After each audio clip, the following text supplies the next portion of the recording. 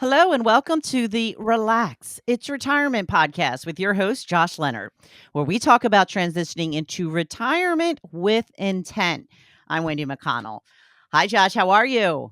I'm wonderful today, Wendy. How are you?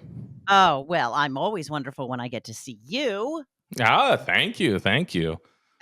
So I see you are not alone today. You have somebody sitting beside you. That is correct. We are fortunate enough to have Tami on the podcast today. Tami Fauver is the art director for Krasl, our local art studio and art center here in St. Joseph, Michigan. We are fortunate enough that we share our office building. It's their office building. We They are share it with neighbors. us. So we're neighbors and see each other all the time. And this time of the year is particularly busy for you guys because you're ramping up for the art fair, right? We are, yes. So we host the Krasl Art Fair on the Bluff here in St. Joseph, Michigan. We've hosted it for 62 years. This is our Wow. 62nd art fair. So we started them in 1962. It started with, it precedes the Krasl Art Center. I was going to say, wasn't that kind of the founding of the art center? Absolutely. So it was a group of local artists who got together and literally did a clothesline art fair where they strung artwork from the trees along the bluff in St. Joseph. So we have this beautiful Lake Bluff Park, overlooks Lake Michigan. They strung their artworks from clotheslines and sold them starting in the early 60s. And they went on to organize themselves as the St. Joseph Art Association. That group had a little home just down the road. Do you know where that little park is with the sculpture of the bear in it? Yeah. That used to be a home, and that was the St. Joseph Art Association's building. And then they became the Krasl Art Center when we opened our doors in 1980. Wow. Wonderful. Wonderful. And how long have you been with Krasl? I've been here since 2008. Wow. Okay. Okay. And how did you get started? How did you get engaged with Krasl? So I'm a Midwesterner through and through, and grew up in Minnesota. I studied at the University of Minnesota, went on and did my graduate studies in Cleveland, Ohio, worked in between those two things, worked in museums, and I was looking for a curatorial position in the Midwest, and Krasl posted nationally. So I came here. I had never been to the community before, was brand new. You might know this feeling. Yeah, I very much do. Yeah. And I was just really enamored with the art center and with the coastal community along the lake, here. And so I started out as their director of exhibitions and collections, overseeing the galleries and the collection of sculpture that you see indoors and out in the community. And I've been here ever since and just taken on increasing roles and increasing projects. And it's a very exciting place to be. Yeah. It's such a wonderful community. I think for us, when we moved here, I think my first impression when we saw the beautiful building and the Richard Hunt sculptures out front, we're like, oh, it's like a regular museum. Like we have to pay something, but it's also free for the community. Absolutely. And a great way to walk in and engage with the arts. I think for us moving here, it was like, wow, this is a tiny town, but this is a pretty big like art community. There is really sculptures throughout the whole city. I was surprised as well coming from the outside. So we have 20,000 people between St. Joseph and Benton Harbor, loosely speaking, and a really fabulous art community. And so the art center, was due to the benefaction of George Krasl in honor of his wife Olga, who was one of those local artists that started the art fair. And I was really blown away at the caliber of the institution in such a small town. Yeah, it's really amazing. I feel like we're fortunate here that we benefit of maybe some of the fringe benefits of Chicago and other smaller cities in our region where we get a lot of tourism, of course, which I think helps support. I'm sure it helps support with the art fair as well. Absolutely. Absolutely. So the art fair last year, we drew 23,000 people to the art fair over the course of the weekend. So it's a huge, amount of people that come and walk along the bluff. And about 57% of those people are from out of town. Okay. Wow. So they come from Chicago. They come from all over Michigan, Indiana, Illinois, and Ohio predominantly. Yeah, it's always amazing. For us, we've walked through several years now, maybe 4 years, and purchased various things too. But it's amazing the diversity of art that you have too. I think yard art has been sort of a hot thing. the last couple years, but I'm sure you've seen trends over the years of people acquiring Absolutely. different things. But I think it's nice because there's something for everyone too. And I love, like, it's a whole nother world that I just wasn't even aware of before I started this position. So, we bring in 172 artists each summer, and they pitch their tents and they sell their artwork. We have Wow. all different categories, woodworking, ceramics, fibers, painting, photography, drawing, printmaking. And these artists come from all over the United States, and they are making their living selling their artwork at fairs throughout the Mhm. United States. So there's kind of a circuit, Yeah. Yeah. and many of our artists come here, and then they go on to Ann Arbor to go to that art fair, which is Okay. the following weekend. So do you have to coordinate? I mean, is that because the art fair is normally the second It's the weekend weekend in right after the July? 4th of Okay. July. Yeah. So this year I always check my dates because I don't want to say the wrong thing, but it's July 13th and 14th this year. Okay. And so, yeah, usually it's the weekend, like just after the 4th of July holiday weekend.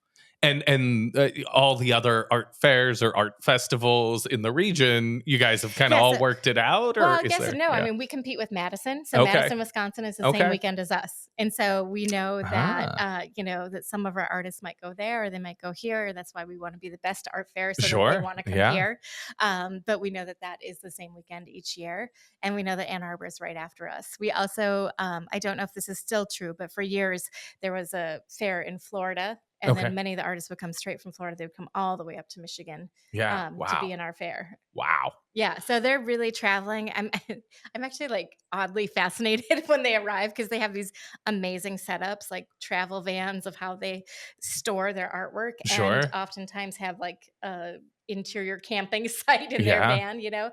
So I think it's just really fascinating how they travel and how they organize themselves and take on this really arduous task. But it's, part of what they love and what I love is that they come to these communities, they experience these communities, they get to explore, they get to travel, Mhm. and they get to meet the people buying their artwork. And I think that Yeah. that is one of the really special things about an art fair. You're not just going to the store and selecting something off the wall. Sure. You're meeting the maker of it, Yeah. and you're having conversations with them, and they're telling you how they made it, why they made it.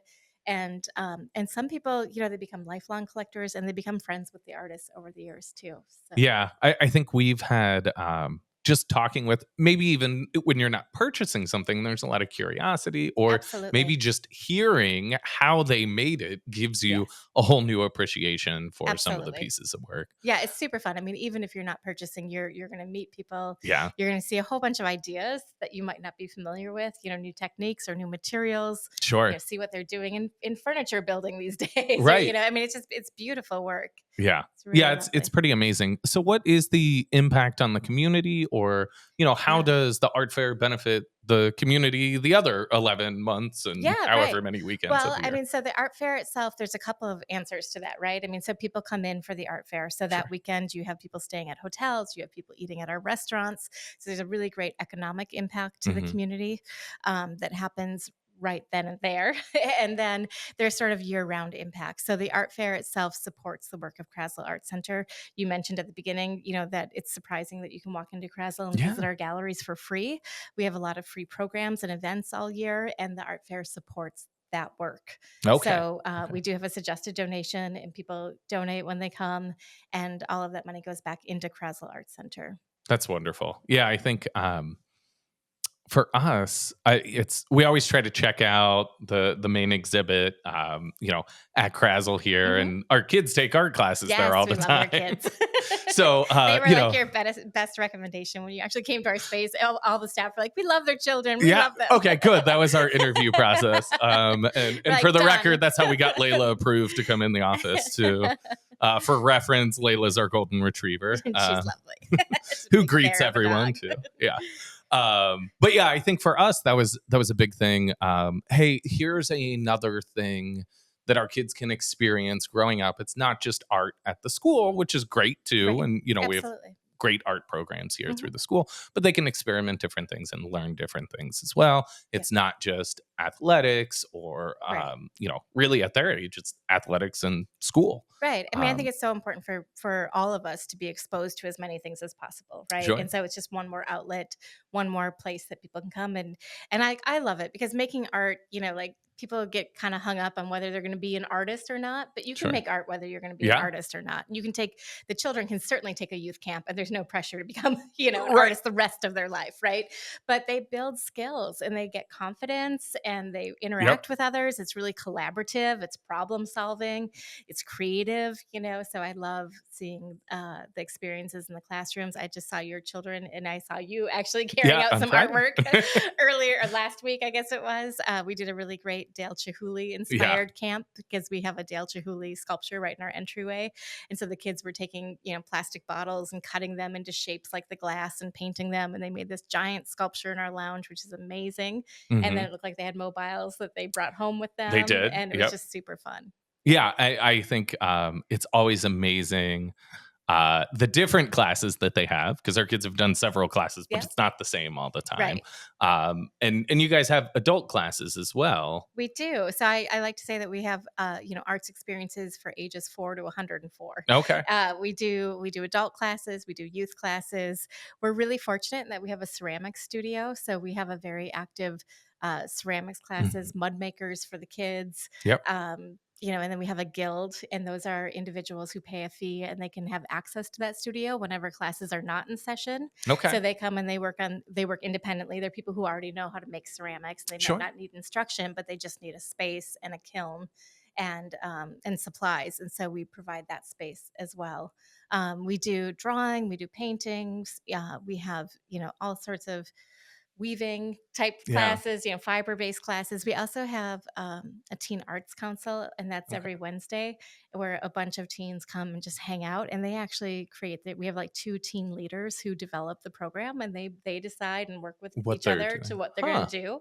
And that's a really great outlet, right? Because not Yeah. every kid likes sports, or not every kid likes other activities. Maybe they're not in student government, but art fits the mold for them, and it's a place for them to be and to be creative and be themselves. So Yeah, it's I think really that's pretty rewarding. amazing, because I think at all ages we often struggle to find ways to express ourselves, or Absolutely. it can also be a relief. I Yeah. think even former presidents or very high level executives suddenly take Yeah. up painting Oh my later gosh, in yeah. We life had this or individual ceramics. who was like a full-time union representative for years and Okay. years in his life. And he came here and he started doing the ceramics guild.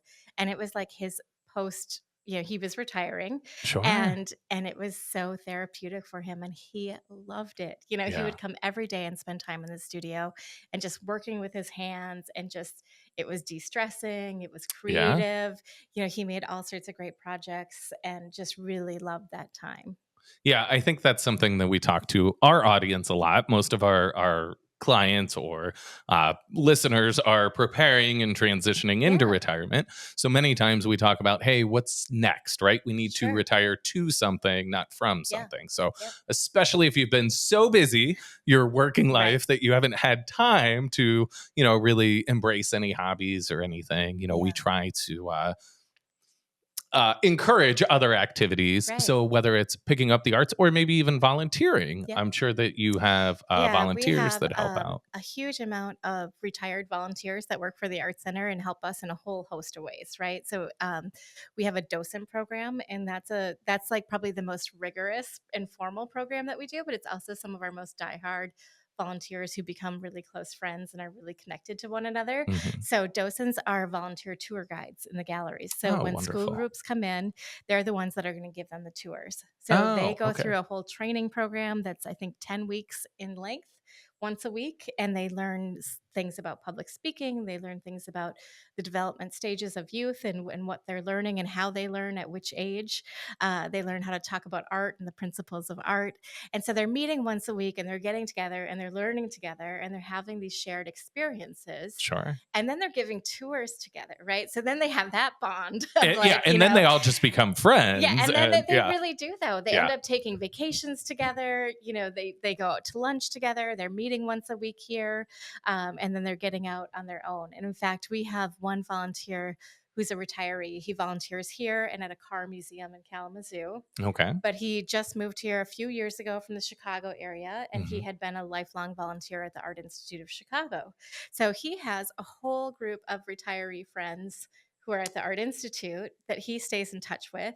and then he brings them to events here. Like he'll bring them to the art fair, and Sure. he'll bring them to different openings and Yeah. things like that. So it's really wonderful to see the social connections that Yeah. people make volunteering.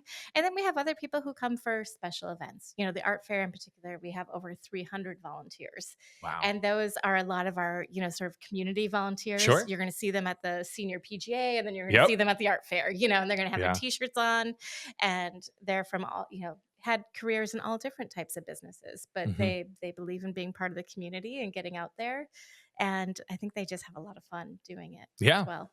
So Yeah, I think at different life stages, I think whenever at our life stage, we have young kids, so we're meeting other parents or Right. peers through pick up at Yeah. the art class Yeah, or right, in right. sports or through Mhm. school, whatever it Mhm. might be. But I think sometimes people relocate here for retirement too, and Yes, maybe they they're do. not.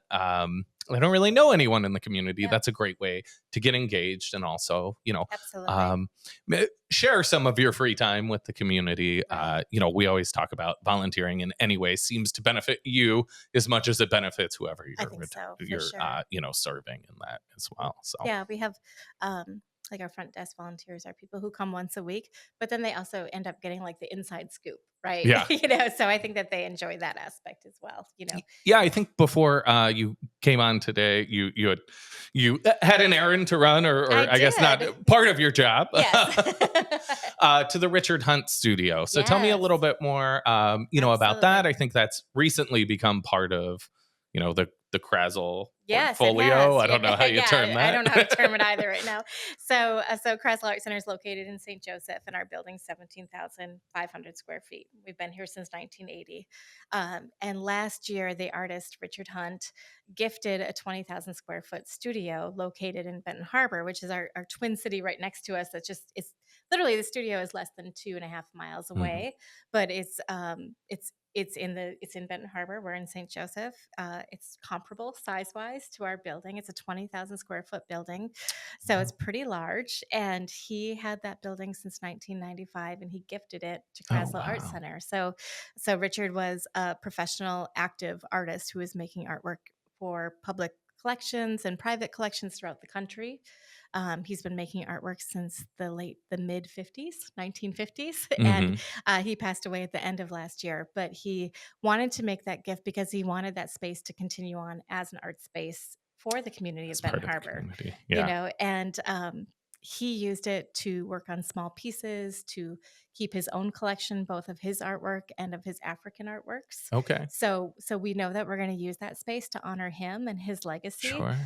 He took the building as part of a program called Community Renewal through the Arts in the 90s. Oh, okay. And that program was the seed of the Arts District in Benton Harbor. One of Okay. the seeds, I should say. 'Cause Yeah. there was a couple at the time. Yeah. Well, and I think in that area too, even since we moved here in 2019, it started to expand. And, we're a Yes. small community. So sometimes it's just one restaurant kind of on Right. the edge that then expands Exactly. that footprint a little bit more. But Yeah.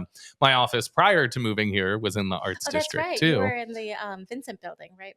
Or No, the- in what used to be like the old municipal building Right, for right, Benton right. Harbor, Yep. kind of in that pie. Yes. Um, Yeah. So right by Mason Jar. Yeah. So we're really excited because, the Arts District has been sort of going on since the 90s, Yeah. in that umbrella of being the Arts District.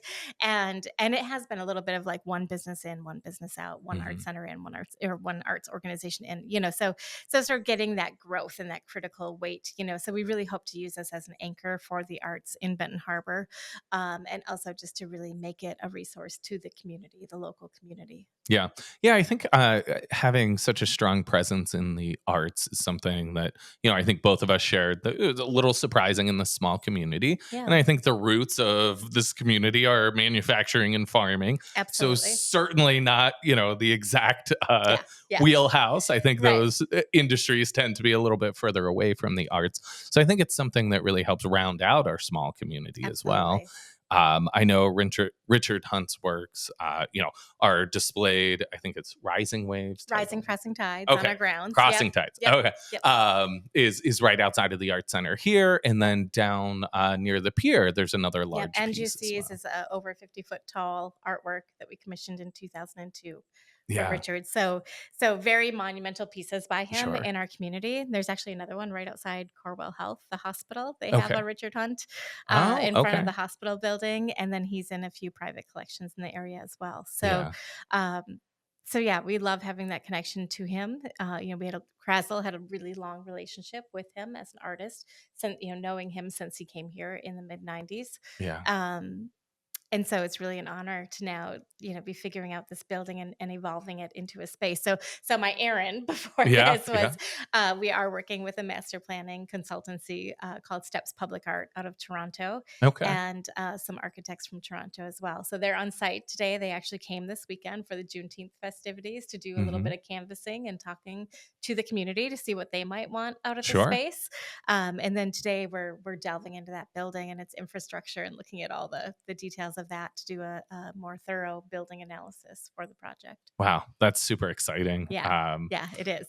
Yeah, I think it's amazing. It's amazing what we have here. I think it also has such an impact on all ages, like having our kids in the art Absolutely. class there. They're making friends there. They're learning how to express themselves. They're learning about various artists. Yeah. A lot of that, I don't think I had any of that education until I was in college and then took a class. Yeah. So I think that's a great way to enhance the community.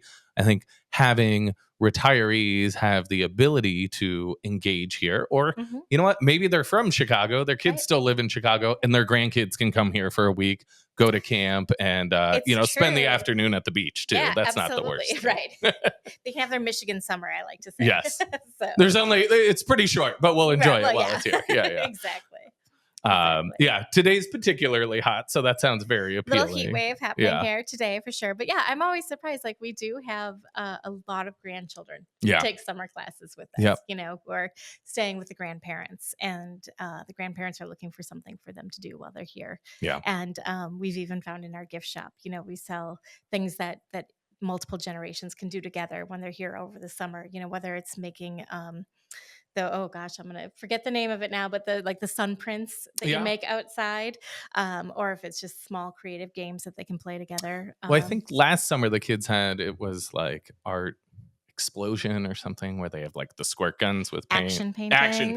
There we go. Yeah. Yes. Yeah, so we have an instructor, Keith Stevens, who's been here since the beginning, and he is a boy, and he just, for all the best ways, he loves, he teaches a class called action painting, and they take squirt guns and they get out there, get it all out. They get all the wiggles out, as teachers will say, and they have a blast doing it. Yeah, that's awesome. I think that was certainly a memorable one for the kids. But our boys are 5 and 7, and they're both so engaged throughout the classes. Yeah. It's really cool to see them learning that much and feel at home at another place in the community. We're fortunate that we live across the street too. So I know you guys are next door neighbors. Yeah. We're right here in our admin building. I love it. Yeah. Yep. So you're our closest constituent. Yeah. Coming in and out. Outside of the art fair, what else do you guys do to, raise money to help sustain all the great things you're doing? Absolutely.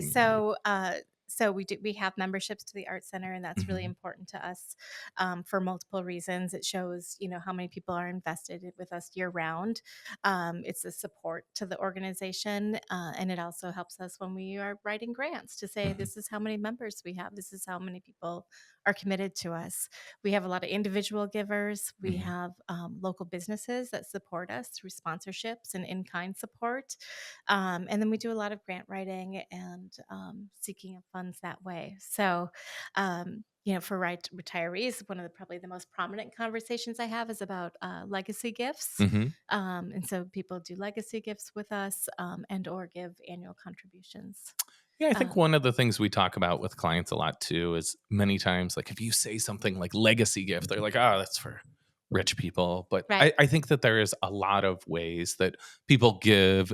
Maybe it's not a huge thing, but maybe they have a life insurance policy that's all paid up, right? Yep. They could make a Krasl a partial beneficiary, or a charity in general a partial beneficiary. We see with a lot of clients, maybe they're really good savers and they reach age now 73 and they have what's called a required minimum distribution. They have to take money out of retirement accounts, but they don't really need it for whatever reason. Or it's more than they need. So they can do what's called a qualified charitable distribution, which is a non-taxable event to them. Also a great way to contribute, to charities like Yeah, and I Krasl. can say that support really matters to us, right? Yeah. It really does make an impact. And I think one of the things that we have struggled with historically is we do have an endowment. We do have the great benefaction of George Krasl, Mhm. but it doesn't mean that we don't, like, we have all the money we need, right? Sure, Like, we're right, not right. just like floating in money. And Especially now that you have another especially building. now that we have more buildings, I mean, there is a sustainability factor, Sure. right? And so those gifts really help sustain us and keep us in the community as an outlet for individuals, and as a resource. And so it really does make an impact. And I've also found, that we do exciting things and people like to be associated with it. They like to be part of it, right? Mhm. So I mean, what a good problem to not know what to do with your funds, right? Right. Yet Yeah. at the same time, people want to give to something that matters and that makes a difference. And I think I think seeing the youth coming out and after the classes, I think seeing how people interact with us and engage with us, there is a meaningful impact Yeah. that those gifts make, right? Yeah. So Absolutely. it's hugely, hugely helpful for us. And then the other thing that I found is, twice a year we do a fall annual appeal, and then we do a spring annual appeal, and almost always those are matching opportunities, right? So our spring appeal this year, we have a sculpture endowment fund that one benefactor just started this year with us, and so she for the next 5 years has committed to giving $20,000 a year as a match to anybody else who will Wow. give to it. And Yeah. that will start an endowment that will be specifically for caring about the public art and Yeah. sculpture in our community, because we can collect art, and that takes money to do. Sure. But then you Right. have to keep that art up, because you want to come to a community and see beautiful artworks and beautiful environments that they're in, and see things being taken care of. Yeah. So we're really thankful to that, and we try to give those opportunities too, because I think having that match, then that if you're giving, that you're actually doubling the amount that's Sure. being given, Yeah. and that's really meaningful. to And I people think as well. for our clients in Pittsburgh, that's we host a big event every year at a local winery, and we always say, hey, we're gonna partner with a charity this year, and That's we are awesome. gonna try to, we'll match you up to blank dollar amount and great. try to do it. I think that always is an engagement too. Hey, we're not just asking you for something. We have someone We're else giving. that's gonna, Yeah. put a hand in as well, and Yeah. and really help multiply the impact that you can have. Absolutely. I think a lot of times people are stuck. I don't have $20,000 to give a year, but I think that's it. Even the smaller donations, They add up. $100, or Honestly, they really do. Yep. They do help that bottom line for What's sure. the easiest way to give to Krasl? Is it through the website? I think it's through the website. Yeah. So there's a donate button right on the homepage, and you can go there and you can select, you can write in, or you can select an amount that you want to give. And you can give as little as $10. You can give $500. You can give $10,000, Yeah. however Yeah. you want to give. And then there is a drop down, and you can select where you would like to give. So Okay. there's always an area of greatest need, which Yeah. is kind of our open category. But then the Sculpture Endowment Fund is on there, education is on there, exhibitions is on there. There's a few items to choose from. So if Yeah. people have a particular interest or a particular appreciation, then they can give to that area specifically. Okay. Wonderful. Wonderful. Yeah. Do you see any trends through that, or like any areas that people seem to passionately support more than I others? think they definitely give to the appeals most Okay. often, Yeah. because that, we send out a direct ask for that. Sure. And they're usually tied to either education or the collection. Yeah. And then the art fair itself, is a fundraiser as well, like I mentioned earlier. And so people do give to the art fair online as well. Yeah. And that just supports Krasl Art Center year round. So Yeah. Oh, those that's are going to be really- wonderful. Our team is actually coming to visit from Pittsburgh Oh, good. during that weekend. So they'll be That's here a great. few days before and a few days after. So they might have trouble finding parking, but I'm sure they'll enjoy it outside But of that. they're used to the city and having to walk a little anyhow, so it's going to be okay. Yeah. Yeah, that'll be fun. But I think it'll be cool to see their impression of everything as well, Yeah. coming here with fresh eyes. I know after we moved here from Pittsburgh, I've had many conversations with clients of like, oh, this is the small town we live in. This is why we love it. And, Yeah. I've often shown, Google Maps picture of Krasl and talked about it. And one client in particular is like, oh, wow, you guys like really found a gem there. Like you have a beach and, you know. It's a beautiful community. Yeah. And we do have strong arts, like you said. It's great. Yeah. It's really amazing all the resources there are for such a small community. I do have to give a plug. If you're coming to the art fair, we do have, so the art fair is presented by First Source Bank, advisory services. No, sorry, but but they do a VIP lounge. And we have a collector's experience package. And if you buy that package, you get a commemorative button based on one of the artworks. It gets you into the VIP lounge. There's all sorts of special perks. You can get a parking pass as well as part of that package. Yeah. So, and there's all different perks. There's a special shopping hour Saturday morning. Yep. There's a special breakfast. I think that's open to members. It's open to members, and non-members can purchase it, just a different scale of fees. Oh, wonderful. Yeah, I think we've been members for a couple of years now. I think you have as well. But I know that you guys typically have free ice cream too for members or for, you know. Honestly, you get free ice cream and free beverages all day. And I try not to promote it too hard because I think it would just like, whoo. But it's great. I mean, it's on a hot summer day, walking through lounge with kids. It's always nice to have free ice cream available. Absolutely. Yep. Well, Tami, is there anything else that you feel would be important for our listeners to hear or to know about Krasl or your involvement with Krasl or art in the community in general? Yeah, I mean, let me think about this. That's such a big question. You know, I think sometimes people are leery to walk into an art center, or they think I don't know anything about art, or like maybe it's not for them. And I would just encourage them, you know, to visit and to just check it out and feel free to explore, right? So you can come hang out on our grounds. We have seating, we have green space, we have artworks that you can sit on the base of, you know. People come and bring picnics and sit in our patio in the summertime, which I love. And then if you want to come inside, there's a gift shop. You know, people, sometimes that's an easy entry point for engagement. In our gift shop, we have a lot of artist-made goods, and those are oftentimes made by people locally. So I think that there's sort of an appreciation to support our local arts economy. And then you can explore the exhibitions, or you can explore taking a class. And I always tell people, like, I don't expect everybody to like every artwork. Like that's just, you know, like I think we put too much pressure on ourselves sometimes when it comes to things we don't know.